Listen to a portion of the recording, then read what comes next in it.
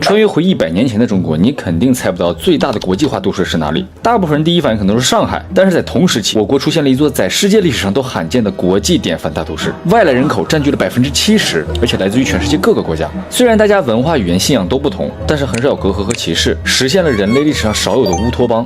这里就是享有世界美誉“东方小巴黎”之称的哈尔滨。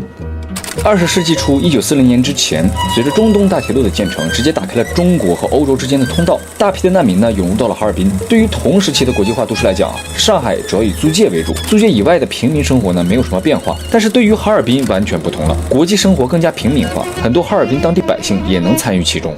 你们知道中国第一家电影院吗？就是在这里，大概的位置应该就是这个楼。它可能是在当年被扒了以后重新盖的别的楼，所以说就是全中国第一家电影院应该是找不到了，很可惜。就关于中国第一座电影院到底是上海的虹口电影院还是哈尔滨俄国人创的这个电影院，一直有争议啊。咱们如果去网上搜的话，中国第一家电影院你会发现官方给的资料都是上海，但实际呢，它其实是诞生于哈尔滨。上海虹口电影院是1908年建立的，哈尔滨的话是在1905年，有一位俄国的摄影师，他的名字太长了啊，在这里就不说了。到了1911年呢，哈尔滨已经有了6家电影院，但是人口不足10万。同期的上海有100多万人口，只有3家电影院。但既然开头都说到了平民化，是不是每个人都能看起电影呢？我在那个文献馆查到的资料是在1920几年到1930几年的时候，当时工人的平均工资咱往中间取就是20块钱一个月。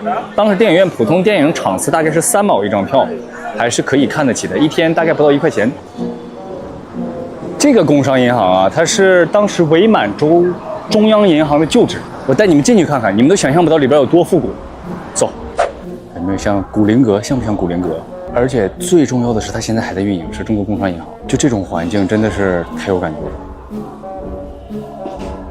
这还有个金库，这应该我估计它过去可能是用的，但是现在就是纯装饰了。哇哦！就是如果你在这里办理业务的话，我就感觉这里存的全是金条，要不是金币，你知道吗？中国工商银行，哎呦，在这儿办理业务真是太舒服了。ICBC， 爱存不存？看我身后的马迭尔西餐厅，它在当时啊，马迭尔西餐厅和马迭尔宾馆是分开管理的，然后这个西餐厅呢是交给了咱们国人去经营。现在双人餐的话大概是300块钱啊，便宜的话是280左右。我在文献馆查到了100年前的价格以及菜单啊，根据前面工人的工资来看呢，想消费一顿是完全可以承受在内的。午饭一菜一汤一杯咖啡的价格大概是3毛钱，当时的月工资呢好一点的情况在30块钱左右。其实现在还有很多菜品呢都是从那个时候传下来的。你像这个焖罐肉，哎，在那个时候也有它的价格，因为我在书上看到了，在图书馆的时候，如果按那个时候的购买力和工资放在现在来看的话，这个菜品是涨价了。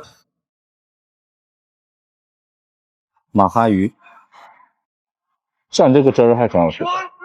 在来之前我总能刷刷啊，就是说它不好吃不好吃，所以我感觉来了可能是我饿了吗？真的可以，挺好吃的。哎，有没有来这吃过的朋友们可以评价一下，你们感觉这里的味道究竟怎么样？提到这个哈尔滨呢，咱们就不得不提马迭尔公司。在1906年的时候啊，它就已经配备了东北特别罕见的设施，除了高档的宾馆和西餐厅以外啊，还提供了很多社交场合、舞会，吸引了很多国内外籍商人以及外交官前来赴约，成为了中外文化重要的交流场合。在文献馆查到呢，它的管理方式也很特别，楼上的宾馆是由俄国人管理经营，楼下的西餐厅呢则是承包出去，给咱们中国人自己进行管理和经营。它这里几乎每一个房间都是有名人住过的，而且它会在门口给你标识出来。哎，就这样。周立波先生在1948年的时候住过此房间。1925年，国母宋庆龄住的这个房间，在走廊的尽头。到哈利波特斜角巷了。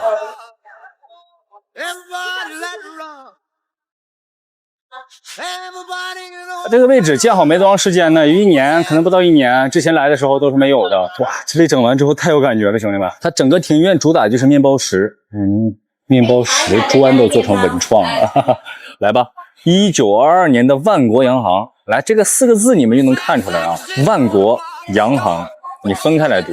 其实当时，它好像一共就几个店铺，然后是不同国家他们上这里来租店铺进行销售本国的产品。就是当时除了万国洋行以外啊，在哈尔滨各地还有其他别的洋行，加起来大概5、6个左右。但是万国洋行呢，它是卖奢侈品的。在抖音上呢有一个传说，就是当时那个法国的香奈儿5号香水吧，你在上海买不着，但是1周以后在哈尔滨的万国洋行你必能买着。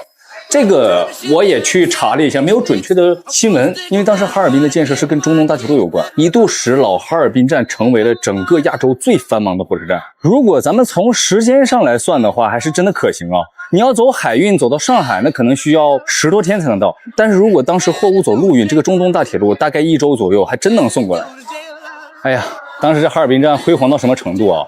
你要想去巴黎啊，你要想去柏林，它都有直达的车票，就从哈尔滨出发。哎呦我的妈呀，冰淇淋、草莓，烟筒冰淇淋50一个。当年是卖奢侈品地方，现在这还是卖奢侈品地方啊，这是。音乐会开始了。我说这个歌这么熟悉呢，你没有看过那个《火星救援》吗？《火星救援》开始营救马克那一段播放，就这首经典的歌曲啊。大家看到后边这个音乐平台了吧？声太大了。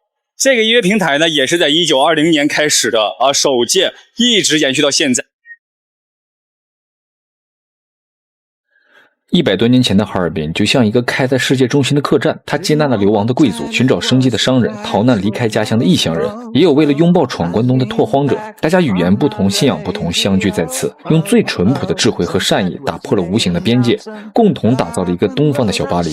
它诞生于一个特殊的时期，虽然说起始于殖民掠夺，但不得不承认，也是来自于全世界平民、难民之间互相互助的结果。它的生命力远远超过了殖民的秩序，于是一个罕见的平民乌托邦就此诞生。直到今天，哈尔滨的异域风情仍藏着100年中外文化交流的特殊印记。There's a starman waiting in the sky. He'd like to come and meet us, but he thinks he'd blow our minds. There's a starman waiting in the sky. He's told us not to blow it, 'cause he knows it's all worthwhile. He's holding. Let the children lose it.